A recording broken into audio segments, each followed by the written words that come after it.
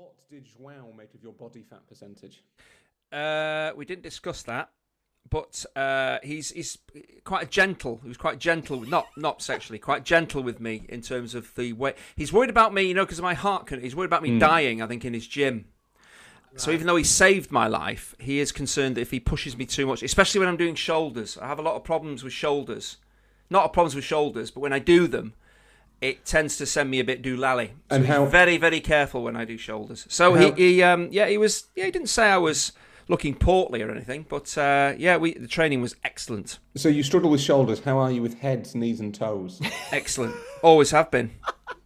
And that was even before I started training with Joe. Oh, have you anglicised? Is he just Joe now? We call him Joe. Well, Nicky calls him Joe. So if people call him Joe, everyone, even all the Portuguese people call him Joe. So yeah, so it's just Joe. Maybe he's just called Joe. No. And he's João Branco, which is basically John White. Maybe he's actually just called Joe White, and he's pretending to be Portuguese to lure in unsuspecting foreign idiots. What, by living in Portugal for the whole of his life and speaking fluent Portuguese? It's the long con. I'd say, well, that's clever. Clever. He's deep cover. Deep cover there. It's good to have you back, though, mate. Well, yeah. Missed you last week. But you're away next week, aren't you? Paris. You're going to Paris. I'm planning on going to Paris. I am depending on PSG's accreditation procedure and the British government's travel advice. I will not do anything if it's against the Foreign and Commonwealth Office's travel advice, which for a long time, even before the pandemic, was just don't go there. Have you got any nuclear submarines to sell? Because they'll definitely let you in then. I do. I did have a couple. Yeah. But then it was Skipton Market, and I thought that's a good place to shift them. Yeah. Alongside the dog beds and the high-vis vests. Nuclear sub, anyone? No, anyone for a nuclear sub? You don't. There is a canal in Skipton, so you can sail it down the Leeds Liverpool. Do you think you could get a submarine down that canal? Do you think unlikely? Could you get a nuclear submarine down the Leeds Liverpool canal? How would you deal with the locked gates? That would be my question. Ed said when I took Ed for a day trip on the. It's really nice. It's like £4 to get a bar, like a flat bottom. I don't know if it's a barge. It's like a boat that goes on a canal, but it's got a motor. And they kind of take you up the canal for a bit, and they take you down the canal for a bit. Then they say you can't go down there. Just the castle wall collapsed, so we can't do that. And it's a really nice day, and he had a really nice time. But at one point, he said to me, "Daddy, what's that?" And I said, "Oh, that's an old lock gate." And he said to me, "What's a lock gate?" And I thought, it's to do with the water going up and down, but I have no idea beyond that. So I had to kind of fudge it. There's a lot of fudging in my education of Ed, and I don't quite know how to. Should I be like revise? Should I revise?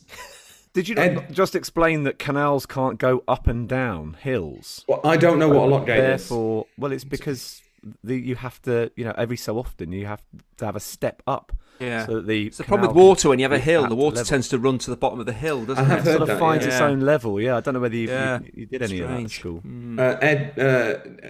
Steve, what have you done to your wrist? Just sort of general sort of tomfoolery with the children.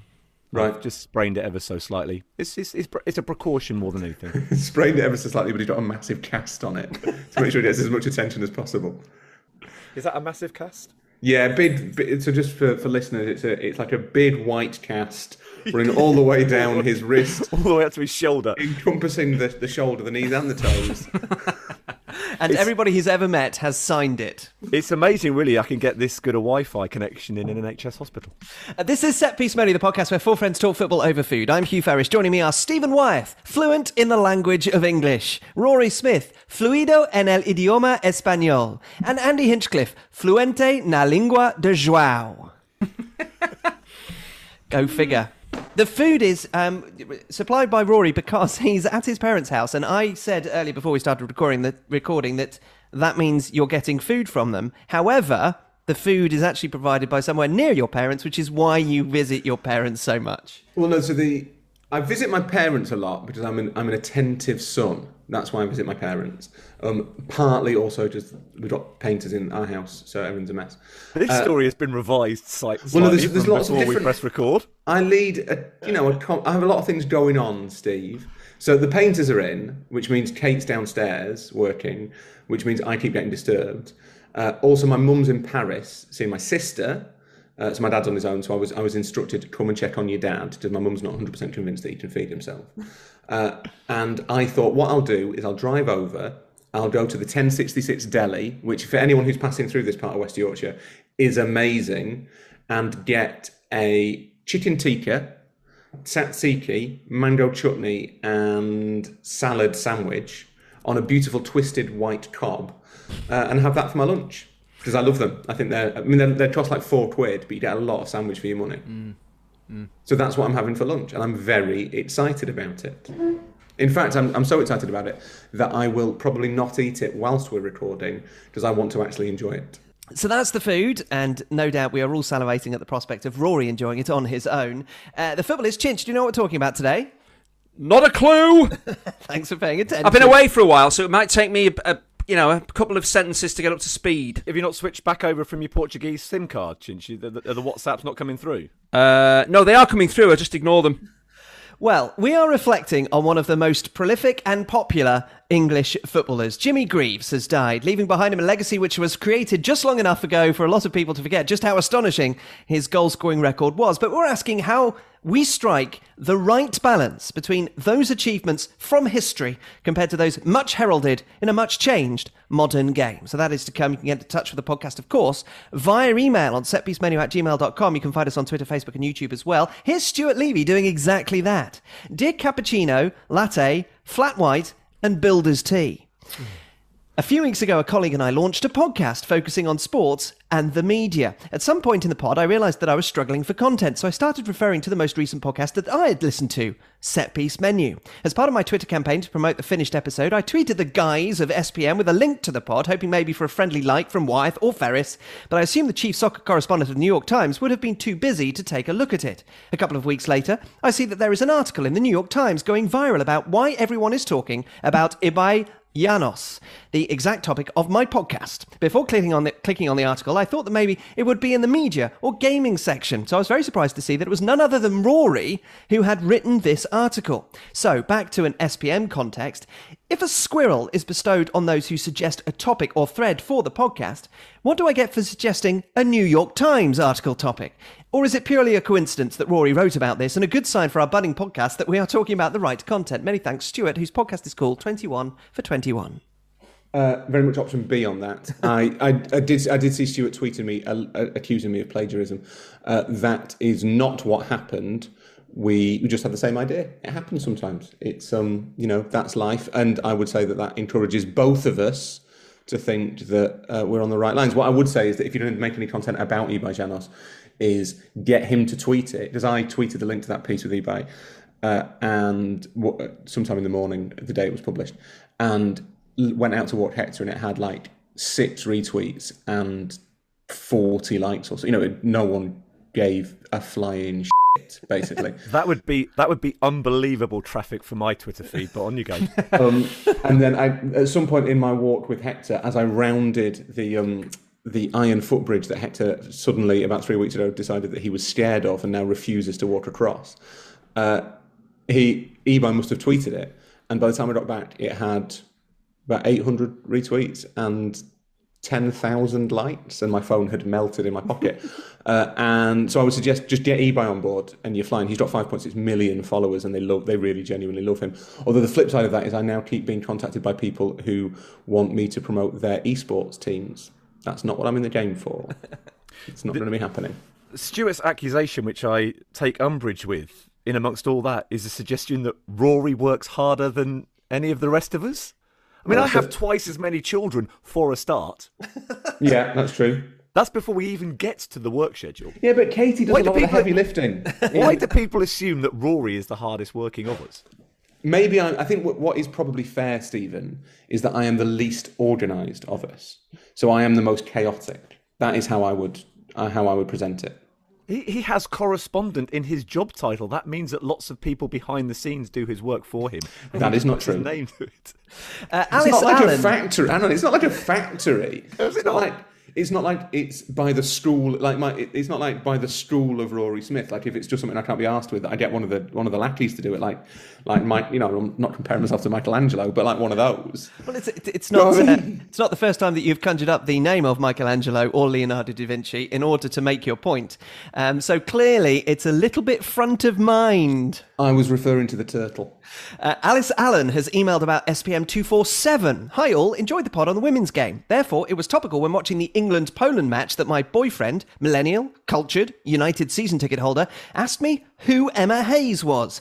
I wouldn't say I follow women's football that closely, but more than my other half. Unfortunately, it will obviously take some time for women, even those who have played or managed, to be taken as seriously as men by the average football fan when they are analysing the men's game. That's from Alice. Tom Sherrington has something on the recent England coverage as well. Dear Andy, Steve, Hugh and Rory, he says conventionally. Firstly, ITV commentator Sam Matterface mentioned during England's recent qualifier against Hungary that Gareth Southgate was considering making several, if not wholesale, changes for England's next game against Andorra. Following your discussion a few weeks ago, I wonder when on the numbering scale you feel that several progresses to the point of being wholesale. Wholesale has to be at least 7. Yeah. Doesn't it? Wholesale changes have to be at least 7. So I would say that several is what, 4, 5 or 6 in a football context. Several, I'd say several's about 3 or 4. Well, 2 is a couple of changes. But where's multiple? You've got to fit 4. multiple. Don't bring multiple into it. But wholesale, 7 plus is wholesale, isn't it? I'd say 4, 5, 6 is several changes. 7 plus is wholesale. You're only ringing changes if you're doing more than 7. Okay. Secondly, onto your discussion last week about the Saturday 3pm blackout. As a fan of an EFL club myself, I'm generally sympathetic to the reasons behind the blackout. However, I wonder if a slightly more flexible approach could have been tried this season rather than simply reverting back to the exact same model as existed in March 2020. For instance, I read about a case of a disabled Hereford supporter who had hardly ever been able to watch his team at the stadium but enjoyed being able to pay a tenner and sit and watch the game at home on iFollow for the whole of last season. There must be other supporters, a wholesale number perhaps, who have moved away from a particular area for work or family reasons and so can't get along to watch their team in person as much as they'd like. Supporters who can't get to away matches due to limited ticket capacity, older supporters who are becoming frailer and struggle to travel outside as much, or people reluctant to attend mass gatherings whilst COVID cases remain high. I wonder if continuing to provide the streaming service on iFollow would have been an appropriate way of helping to make the games more accessible to a wider group of people and offered EFL clubs some additional income beyond matchday ticket revenue, which I believe is the approach being taken in Scotland this season. In terms of the competition that top-level games would provide, it would be interesting to know exactly what the evidence for this is. The 3pm games on Saturday the 25th of September, for instance, are Leeds against West Ham, Leicester against Burnley, Everton against Norwich and Watford against Newcastle. Would those fixtures make a significant difference to lower league attendances? There are plenty of games away from Saturday 3 o'clock that currently clash on Sundays, bank holidays and midweek evenings. How much impact will games like PSG against Manchester City and Juventus against Chelsea next week have on lower league attendances those evenings as a comparison? Keep up the great nuanced discussion. That's from Tom. Now we have a couple more on this, so we will draw them all together at the end. Alex Ufton writes, Hi Bluey, Bingo, Muffin and Socks. Nice. Long-time listener, first-time caller. I very much enjoyed SPM 248 on traditions and anachronisms. A point that I think was missed on the 3pm blackout is the stop on local radio being broadcast on the internet. I'm a Derby County fan for my sins and had a season ticket when I lived at home. I tried to follow every match as much as possible. However, this is made very difficult now living outside the bounds of the BBC Radio Derby broadcast range. I feel it's very unfair that I'm forced to pay £5 a month to be able to listen to something that everyone that lives within range gets for free. In this day and age, surely having the stream blocked over the internet is a bit archaic. Sorry to moan. Alex Ufton. P.S. I live in Oxfordshire nowadays. And here is Richard Cook. Dear spring, summer, autumn and winter. Regarding SPM 248, one of the biggest challenges I face being a Blackpool fan is seeing our games. I live in Scotland. In the Outer Hebrides, in fact, I can't access any of our games, either in the same way as those living in Lancashire. I feel it's hard to stay connected with my football team without being able to watch our games that kick off at 3 o'clock. There should be some geographical dispensation. We have a summer league in our islands, and it would not be adversely affected. I used to go to home and away matches before I moved 17 years ago, but it's very expensive to go away and watch these games, even just to get to mainland Scotland, before you take into account the cost of the game itself. Hopefully you read this out despite its length. Keep up the great work, Richard Cook. Well, Richard, it's a lot shorter than the lot that we get. So there we go. That's Richard Cook, Alex Ufton, and before that, Tom Sherrington. There will always be extremities that sit outside what you would consider to be the general situation that people find themselves in. I guess it's hard to put in place a system for those extreme examples that both Tom and Richard, in terms of a Blackpool fan living in the Outer Hebrides, to put something in place for those exceptions would be, you'd imagine, a little bit difficult. But at the same time, we must have technology now to like do what they do in the States and do like localized blackout. So there's no reason that if you're dialing in from an IP address in the Outer Hebrides that you can't get BBC Radio Blackpool or whatever. Yeah, because there's absolutely no evidence whatsoever of people being able to mask IP addresses. I've heard that is impossible, yeah. And that is the local radio. That's a long-running thing, the local radio thing that Alex talked about, and that perhaps offers an insight as to why that is difficult, because that effectively, I believe, from my time working in local radio, is an issue regarding needing to geo-block the coverage so that people can't tune in from outside of the UK. So they simply have to block it being available via BBC Sounds, full stop. There is no way of just geo-blocking from a localised point of view. They need to either do it nationally or internationally. So that is why the coverage, local radio coverage, is not available online or via the BBC Sounds app. And finally, Bryn Griffiths, who you might remember is our poet in residence. He's not resident or indeed that much of a poet, but still, he's back. As requested, here is your limerick on the subject of Ivan Toney. I don't remember asking for this. I think, Chinch, we might have mentioned this as a possible subject of limerick after talking about Glenn Murray on the previous limerick. So this goes back a few weeks, but Bryn is back, and he says this. There once was a man from Northampton Town who stole Glenn Murray's championship scoring crown. His name is Ivan Toney. He can outrun a small pony, and his goals will stop Brentford going down. With a hat-trick of limericks now, continues Bryn, does this grant me Buffalo status, please? I promise to purchase a set-piece menu Buffalo t-shirt from tpublic.com if you bestow such an honour on me. Much love, Bryn Griffiths. The limerick and a plug. The plug makes up for the limerick, once again, not quite scanning, but still, thank you to Bryn. Do we have a subject that we'd like Bryn to do another limerick on in future? What about Ralph Hasenhüttl's waistcoats? Thank you, Bryn. That is your next task. Ralph Hasenhüttl's waistcoats, which already fills a whole line of a limerick, I think. Correspondence of any kind to setpiecemenu@gmail.com. Now, we've spoken before about the relative futility of attempting to compare two or more different eras of the game, but that won't stop us having another go. This time, we are prompted by the sad passing of Jimmy Greaves, who, for non-British listeners, was the Andy Hinchcliffe of his day. A brilliant footballer turned iconic broadcaster, and one who was associated with the World Cup that they didn't play enough of a part in. That's brilliant.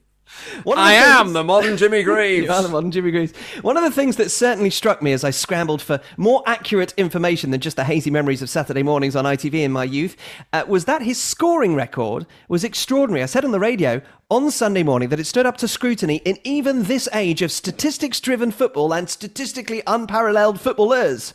Greaves scored more than 450 goals in 650-odd games, including 44 and 57 for his country. He was top scorer in the English top flight 6 times. He's still the only player since World War II to score 40 or more in a top flight season in England. Although there are, of course, significant differences, not just between Andy Hinchcliffe and Jimmy Greaves, but indeed Jimmy Greaves and a modern footballer, including the spell that he had at AC Milan being cut short because he didn't fancy doing all that running and training at the expense of his extracurriculars, something that João would not stand for. Jimmy Greaves was an exceptional goal-scoring talent, but in discussing how exceptional, how do we strike the right balance between those historical achievements and the modern game, considering how much things have changed since? So we're asking today about rose-tinted versus reality of the modern era. And Stephen suggested this topic, so the floor is yours. Mark Ogden made this point on Twitter in the immediate aftermath of the news about Jimmy Greaves' death, and it also was a thought that was sparked by Match of the Day 2's tributes on Sunday nights. If you live in the UK, you may have seen that when they put up a couple of graphics which put into context just what a remarkable career Jimmy Greaves had, and certainly isn't something that I had appreciated before I saw the numbers in the context into which they were given. 357 English top flight goals. That's 74 more than Alan Shearer. Shearer would have had to have been prolific, for another 3 seasons to have overhauled Jimmy Greaves. And there was also then a secondary graphic that put his numbers in the context of the established big hitters in terms of goals scored. Only Ronaldo and Messi have scored more league goals in the Big Five in European football. And Greaves actually outscored Gerd Müller, who, of course, I think, certainly from the point of view of covering the Bundesliga last season when Robert Lewandowski was closing in on Müller's all-time single-season goal-scoring record, that you were suddenly brought to attention just what an astonishingly prolific striker he was. So it did make me think that we talk a lot about Premier League records, and I've never been one of those who has felt that is inappropriate, because it's useful to have these occasional lines in the sand to disseminate records and put them into a context which we can appreciate. But what Greaves achieved certainly did make me think, do you know what, when we're talking about Alan Shearer and Ian Wright and the kind of records that Harry Kane is chasing down, we really do need to mention the likes of Jimmy Greaves, just to put that into some kind of context as to where they stand all time, not just where they stand within the Premier League era. Well, the thing, I know a lot of people get cross about the kind of football started in 1992 thing, but I think when in the context of records and statistics, there have always been breaks. And I mean, I remember that in the 90s and maybe even the early 2000s, before 1992 became a sort of sufficiently distant yardstick to use, it was always since the war. Statistics were always, he scored the most goals in this, that or the other, or she's done this, or they've done that, or whatever, since the war. And it was as though football did kind of start again in 1946, really. There had been a break in competitive football, so it made sense to people to use that as the point at which everything started again. And I presume that before that, there may have been statistics used, wouldn't obviously have been on television, but in the 60s and 70s, maybe not the 60s and 70s, maybe in the 50s and 60s, it may have been since the Great War, or it may have been since, the dawn of professionalism or whatever, that you would have been comparing Jimmy Greaves' goal scoring records with Dixie Dean, but not necessarily with someone who played for Old Carthusians in 1881. You wouldn't. There have always been these breaks built into football history, because ultimately, 140 years, quite a long time, and fans liked talking about records. People like putting a statistical kind of note on someone's perceived greatness. So it's natural to look for a water break, effectively, and say, right, it's 19 for us now. It's 1992. For people in the 90s, it was the war, and it wasn't the case that in kind of 1994 we were all banging on about, well, he scored the most goals since 1992. Like, we had our own. That's what we've always done to make it, I guess, to make it bite-sized as much as anything else, to make it manageable and to make the records attainable. When we were getting into football, certainly speaking on behalf, I think, of Hugh and Rory as well, in the 1980s, that thing about, post-war records was something that we heard and certainly read a lot. And I certainly don't ever recall it in Shoot magazine there were any letters complaining that what they described in the previous issue ignored what Benedict Chumley Warner was doing in the 1920s. I mean, Charles. Exactly, yeah. There wasn't an asterisk next to the record to say, oh, by the way, we should remind you that Benedict scored 57 goals in the 1918 season. It seemed like a perfectly reasonable line in the sand. And well, Steve, can I just say, as you were kind of developing your interest in football, was Jimmy Greaves a name that you came across? Do you remember hearing his name when you were younger? Well, this was the other thing, I think, when the news of his death was announced on Saturday, that made me nostalgic was for Saint and Greavesy. Yeah. Because my first exposure to football on television was watching Saint and Greavesy with my dad. And I suppose, like a lot of people watching Match of the Day now, associate Gary Lineker as a television presenter and don't necessarily know that he was a prolific centre forward in an earlier life. That was the same for me with Jimmy Greaves. I never watched that programme thinking much, if at all, about the fact that they had both been excellent footballers previously. They were football television presenters. And I wonder if that, to an extent, has, for a generation or more, obscured Greaves' legacy. Yeah. I'm the same as Steve. I remember Jimmy Greaves as a TV presenter, as the kind of the funny one out of him and Saint and Greavesy. There was a brilliant piece by John Nicholson, friend of the podcast, about Saint and Greavesy being, and it's one of those things that was really so good that I regret not doing it myself, not being clever enough to think of it, that Saint and Greavesy was fun. Yeah. It did not take itself seriously. And this is obviously we all work for broadcasters here, so let's not be too critical. But I would suggest that there is a lack of perspective now in the way that football is covered, that everything is treated to that do-do, do-do, do-do, dramatic music, soaring, kind of string section, showdown, life and death nonsense. Saint and Greavesy was the last TV programme probably that undercut. I guess fantasy football maybe a little bit was cut from the same cloth, and although that I suspect would be deeply problematic nowadays. There've been maybe one or two others. Soccer AM maybe a little bit in a different way.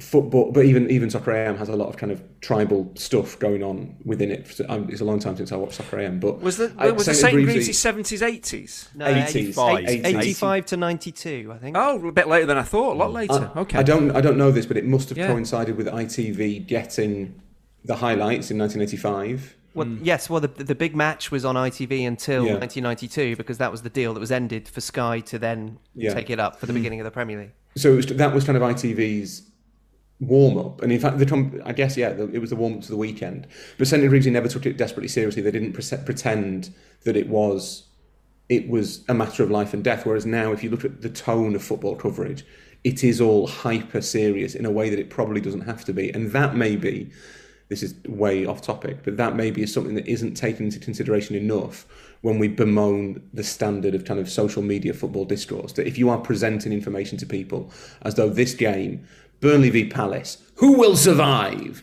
That's going to feed into the way people talk about it. Just until 4:45 on a Saturday. Who will survive between now and then? Who's going to keep watching? But I think to an extent... Who's got enough coffee?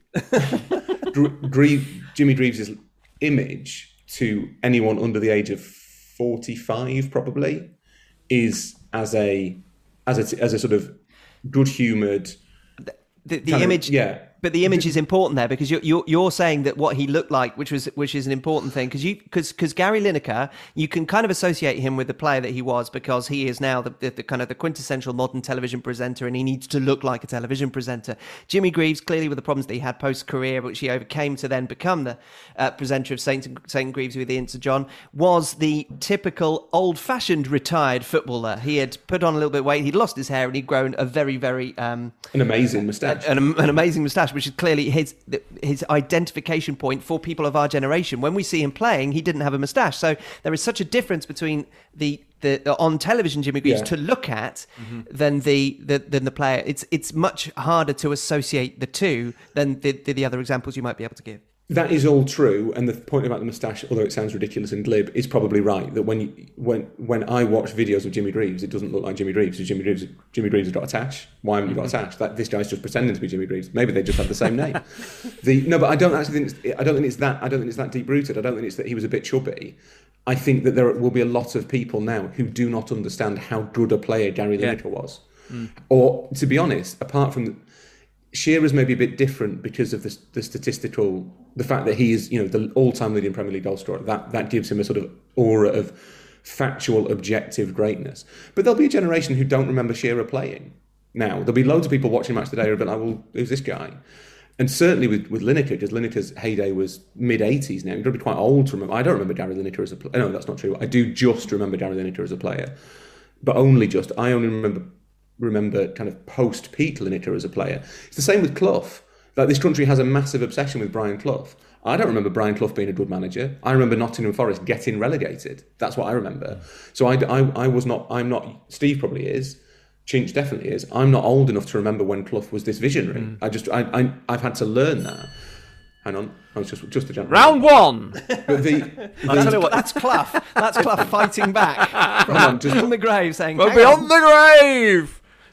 So I think that they're going to have to ring that bell again if I have to put up with this suggestion that Rory is A, significantly younger than me, and B, works a lot harder than I do. no, you're what, 3 years older than me? I'm 43. So you're 4 years older than me. Oh, and I think, sorry, you were right, Rory. I mean, that isn't a lot in the grand no scheme. wonder you're so fresh-faced looking. I mean, taking Stephen Wyeth's achievements into a historical context with the modern Rory Smith is going to be very much a part of our conversation. No, but that 4 years is significant. You remember the 1986 World Cup? I don't. Yes, And I remember Peak Lineker, yeah. In a footballing context, that 4 years is significant. In the course of our day-to-day lives, Stephen, it means nothing. But in terms of what you can remember in football, it is. And I think that is significant, that to a whole generation, Greaves became... There'll be a lot of grief for Jimmy Greaves because he was a beloved TV presenter from people who don't remember how good a player he was. You have to take into consideration the fact that a lot of his goals were not on television. They were not just not broadcast live, they just weren't on TV at all. There will be a lot of his goals that there is no footage of whatsoever. So it's how many Jimmy Greaves goals have you actually seen? Not saying that they weren't. I don't think I've ever seen a Jimmy Greaves goal.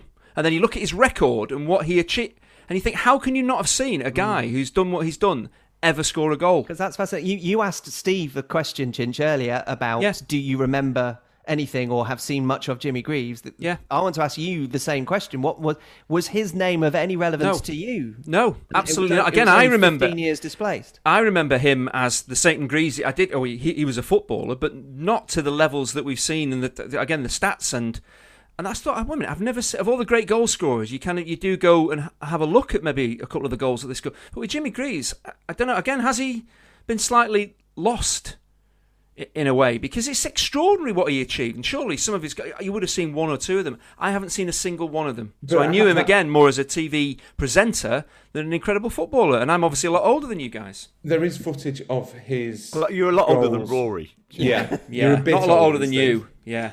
There is footage of the 1963 Cup Winners' Cup final, or UEFA Cup Winners' Cup final that Spurs beat Atletico Madrid 5-1.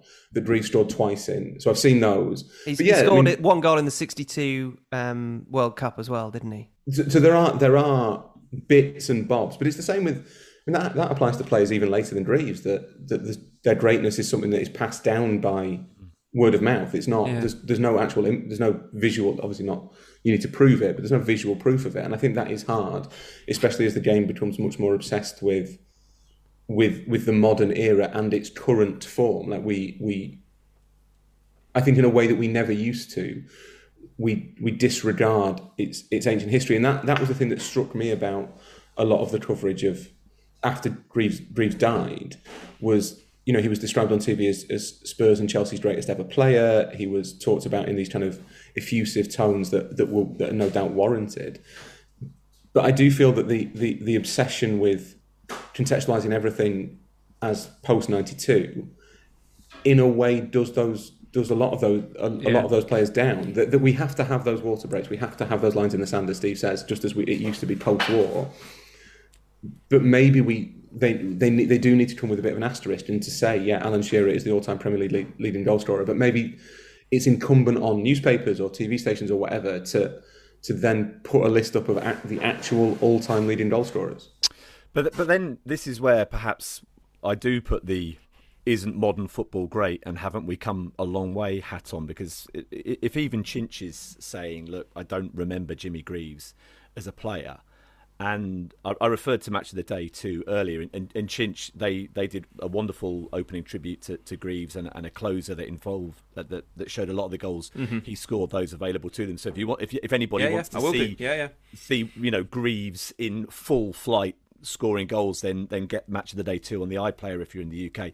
But I was actually with Steve Houghton, who's the editor of Match of the Day 2 earlier, and he sent me the graphic that they used. So much of what we're talking about today, from my point of view, it comes from a conversation with him and what they had, the process that they went through in terms of putting this together to put into a modern context what he achieved. But if you look at some of they put on a graphic with the top all-time 8 goal scorers in English top flight football.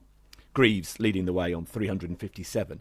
But some of the other names on there: Steve Bloomer, died in 1938. Dixie Dean, born in 1907. Nat Lofthouse, born 1925. Gordon Hodgson, born in 1904. And Charlie Buchan, who died in 1960. So the only name on that list who was active after, the 50s and 60s is Alan Shearer. So this is when you do start thinking, well, hang on a second. How relevant is what was achieved in the early part of the 20th century to how we're contextualising football now? Because it's almost unrealistic to think of Harry Kane ever scoring the volume of goals that Jimmy Greaves did. So although it's a useful part of the conversation, a useful barometer, and something that Alan Shearer and Dion Dublin talked about in Match of the Day too, was what Greaves, the quality of the pitches that Greaves was playing on, to be able to have that stability, to be able to weave his way through defenders in the way that he did compared to modern pitches. But then you do also need to start thinking, well, hang on a second, football clearly has evolved. It must have got better. The depth of competition, the bar at which is judged to be the very standard of the level that players need to be at to compete at the very top, must have been raised, because is that not evolution? So is it entirely fair to be able to judge in what somebody did now to what was being done in the 1920s and 1930s? Well, here's the conflict, because those people who were doing that in the 1920s and 1930s will probably say that, yes, it is still relevant because they experienced that and they went through that. And there will be those in a number of years' time who say that Alan Shearer's statistics have value at that point, even though a similar amount of time would have passed. But the conflict is also between the genuinely understandable nostalgicizing, which is definitely a word that we should at least trademark, if not put into the dictionary ourselves manually. Every copy of every dictionary, just write it in. But that you do genuinely have rose-tinted spectacles about something which has happened in the past and time has happened since. So if Jimmy Greaves is one of those examples of somebody who we've forgotten about, it seems to me to be a rare thing. You often think about those people at that time as being extra special because of nostalgia. And this is the conversation we had before about trying to apply that to the modern era, because nostalgia can be a little bit misleading. So are we saying that actually Jimmy Greaves it bucks that trend because we have forgotten how good he was, and that perhaps even though we need that kind of demarcation point of 1992 because we're obsessed with the best, and we need to have Harry Kane at least getting to a point where he will be the best eventually, rather than having something so far in the distance that it's never a conversation and therefore it's not content generating and not of interest. Is it genuinely a point that we should be making, that Jimmy Greaves has been forgotten and we should raise people like him up and compare him directly with the modern game because it stands up to scrutiny in the way that others might not, or other situations might not, because we have spent too much time nostalgicizing? I think it is vitally important that you don't forget history, we don't forget our past, and to make sure we don't allow these names to be forgotten. That wasn't the point I was trying to make earlier. I just do think that those who go, oh, look, football existed before 1992, yes, they are right, and yes, that comes into the conversation. But it is difficult to compare the football of the modern era with what happened 50, 60 years ago. And I'm sure it will be absolutely the same in another 50 or 60 years' time to compare what players are doing then with what Harry Kane is doing now. There will be another line in the sand at some point, won't there, by which almost like the records will be reset. Do you think it will be like which would be like post the reorganisation of the Champions League? It would be post the launch of Set Piece Menu as a podcast. December 2016 is a very significant moment. It could be kind of post Super League protest, maybe after the retirement of Messi and Ronaldo. It could be that's really interesting to think. I never thought of that. It's really interesting to think that in 30 years, 25 years, we'll be sitting around saying, well, you can't disregard what Shearer did just because it was in the 1990s. Well, what do the players... Because I'm genuinely interested in what the players think, because if there is a demarcation point that has allowed us to have this conversation about people, achieving records in just the Premier League era, which makes them just by definition, it makes them more relevant because they're not being lost in this massive, great big ocean of statistics that come from 100 years ago. But do the players care? Because Chinch, you had the assists record for a defender for a while. Then Leighton Baines matched it. Then Trent Alexander-Arnold beat it. Now, I don't know what the post-war to 1992 assists record for a defender in the top flight was. Nobody cared. No one cares. But the fact is, I cared about you. I came top of a category that no one cares about. That sums my sure career that it was up. held by somebody who played on Merseyside. That's all we can be certain of. Yeah, I do think players do. If you're looking, it's how far a player, even a modern player, would look back and say, well, that has some relevance to what I'm doing today. If you go beyond maybe 20 years, I still think players would think, well, that was not really the football that I'm playing today. So you can't say, well, are they better than I? I think time does play, certainly for the player, time does play a huge part in how they view. And they would. That's the thing that astonished me about Jimmy Greaves is, to me, when did he play his last game, Jimmy Greaves? Was it in the 70-71, I think. He did come back and play some non-league games for Barnet. So early 70s. But again, when I started playing in the late, even that would be kind of, well, it was so long ago that you can't relate to it. Clearly, he's scoring goal football was completely different, and it's no surprise he scored gazillions of goals because football was a bit rubbish back then. But clearly, it wasn't. It wasn't, because again, you go back and watch those games, you see it was a different type of football, but it still has a relevance. But I think as a player, you always try to, not myself, but I think the great players tend to think that you are breaking the mould, you are something different, you're doing something different, you are better than players of the past, and that's how you maybe set yourself up. So you do slightly belittle what came before, and certainly if it's 20, 30, 40 years in the past, you tend to just think, well, that's not the football I'm playing today, so it doesn't have any relevance. But clearly it does. I think there may be, I don't know, 50, 60, 70 years. Is there a cut-off point just in terms of decades where we should say we can't go back to the 30s and take records from then and talk about them and compare them to Alan Shearer? Is that too much time? Is it too different? Harry Kane, I'm assuming, is going for Alan Shearer, not for Jimmy Greaves. Yeah, but equally, so the obvious point on this is that, and Steve alluded to it earlier, that Chinch is right. It looks like a different sport to an extent. It is a different sport, but they were dealing with awful pitches. Yeah. Have you ever kicked an old football? Jesus Christ, it hurts. Like, Harry Kane doesn't know he's born compared to kicking around one of those big heavy things. I thought you were going to say, have you ever kicked an old football? Jesus Christ, could really hold the ball up well. But you were just, it was an expletive. Sorry, I got confused. Yeah. There was Jesus Christ. He was good at crossing. Yeah. He was good at... Oh, lovely stuff. But then Rory, like you mentioned, look, absolutely right. That's a good point about the footballs. But then you'd say, well, look, is that why goalkeepers weren't so good at saving them? Well, I'm not getting in the way of that. Block. Yeah, that's true. But it's all to do with balance. And he mentioned Steve Bloomer, who was the sort of the prototype Beckham in like 1908. And you can read all about Steve Bloomer's story in the book Mister by Rory Smith. But Bloomer was playing before they changed the offside rule. So the fact that Bloomer got all those goals when you basically couldn't go anywhere near the goal unless it was 3, not 2. So most of Bloomer's goals came before 25, which is when they switched the offside rule. They should count more because they were objectively infinitely harder to score than any goal after that. Equally, players playing after the abolition of the back pass rule. Mm-hmm. Or the introduction of the back pass rule, I suppose, depending on which way you look at it. That is a fundamental change. To be honest, that makes more sense. And that was 92 as well. That makes much more sense as a cut-off point for especially goal-related statistics than the start of the Premier League, it was not like the Premier League was bigger or smaller or whatever than the old First Division.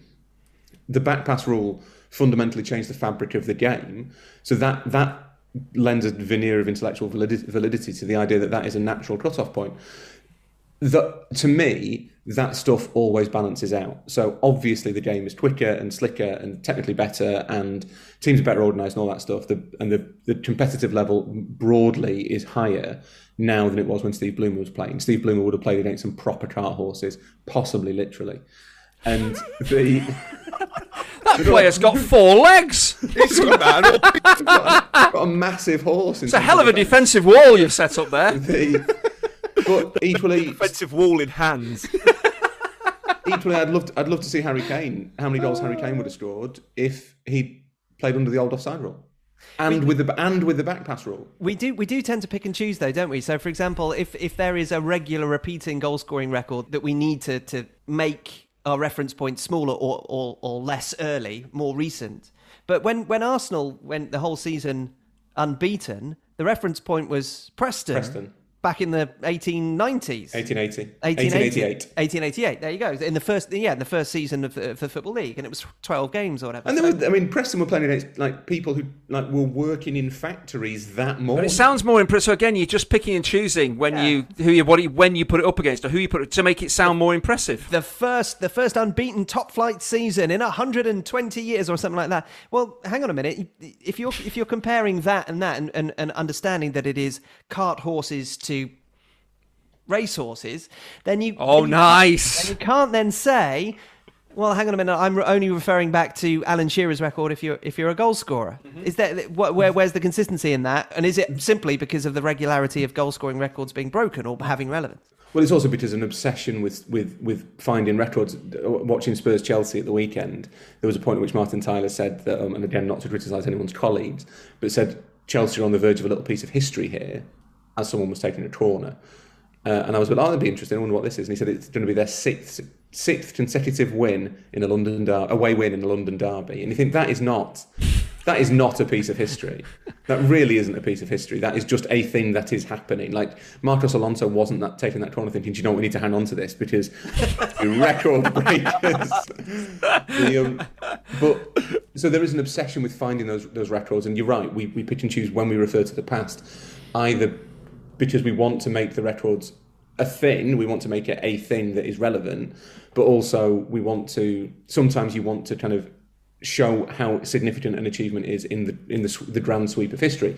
Because saying it's the first unbeaten season since 1992 in 2004 does not sound very impressive. Saying it's the first unbeaten season since 1888 really does. And perhaps gives it a better context, a more precise context than saying this is the first ever unbeaten season, because to an extent you can't count Preston's achievement in the same way as Arsenal's, because Preston was in a league of 12 teams, one of whom was Darwin, who were not in an era when the teams were basically not professional in any way that we would recognise. To me, the bigger thing Charles Darwin, was it a one-man team? Charles Darwin. He had no chance, did he? That's a local rivalry with Preston. Him and a load of Beagles. The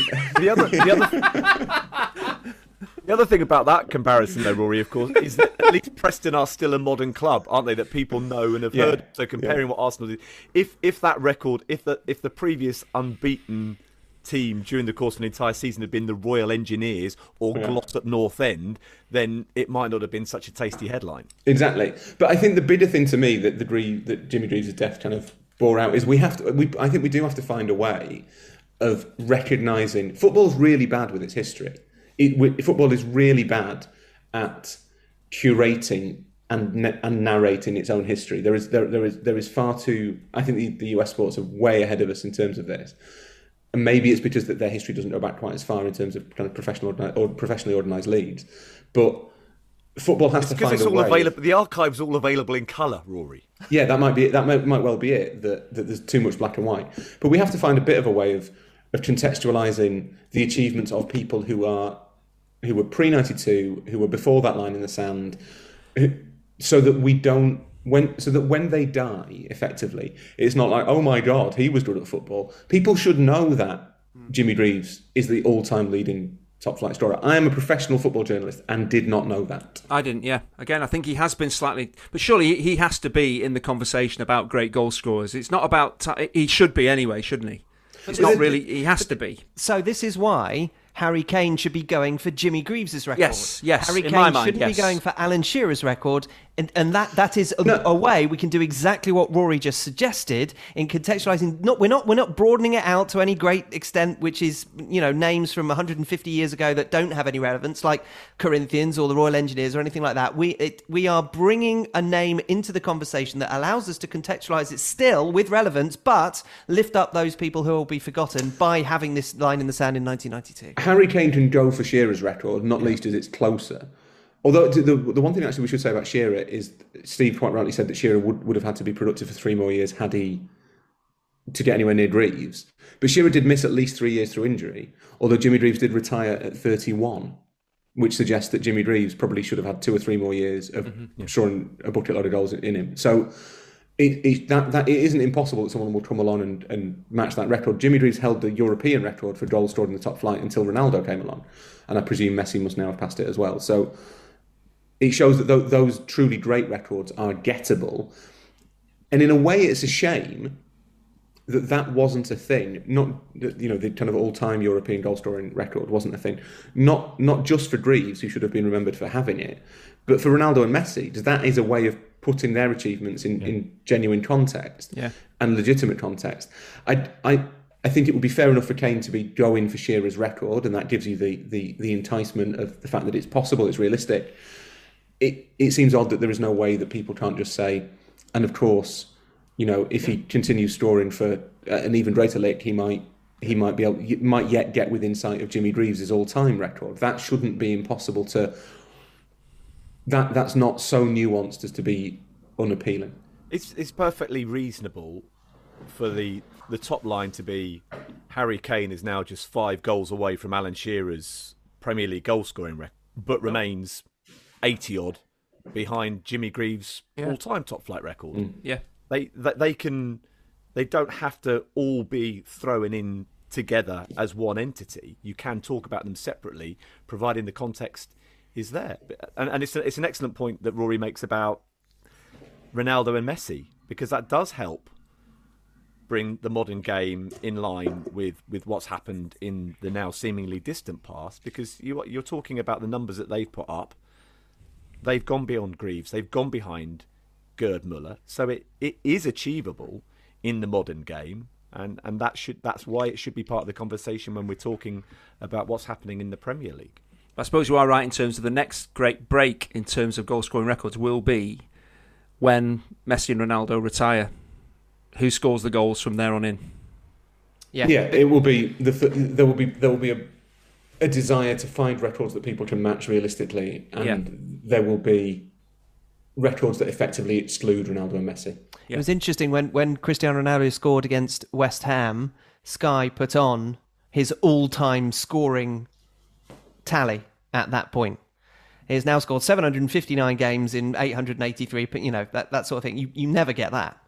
And that is a way of contextualising an all-time figure, which is actually helpful, but only possible because of the achievements of Ronaldo and Messi, and how much of an outlier they both are. It's funny how unchallenged those figures are for Ronaldo and Messi, whereas when Pele or Romario claim to have scored X number of goals, it's always like, he scored some of them in his garden. Ronaldo scored loads of his international goals against like Andorra and San Marino. They shouldn't count, but they do. So maybe the goals in Pele's garden should be considered valid. As we know, Andorra were house guests at the time, so well, exactly, and he just arranged the game. No, but Pele claims a lot of goals from kind of state leagues and local leagues and all that stuff, and we tend to be like, well, it's like here's the asterisk to this achievement, but that's not really fair, because you have to put all of these records in context. So, and this is not for a second questioning the greatness of Ronaldo and Messi, but how do you weight the fact that Ronaldo and Messi were playing for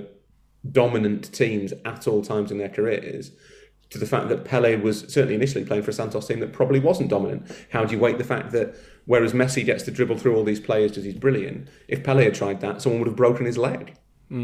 The player perhaps to keep an eye on, and it's a shame that he will probably jump from one country to another over the course of his career, so will not get close to single league records, but Erling Haaland, who has scored 47 goals in his first 48 Bundesliga games.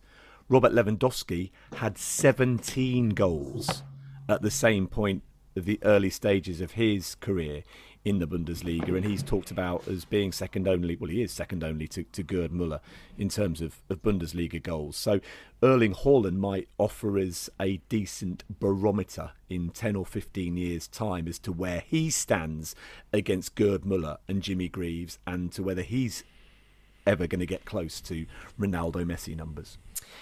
It is time for Nevermind Jackanory, What a Soccer Story. This is an Andy Tells the Tale from his playing or broadcasting days with all adult behaviour and libel-worthy details removed.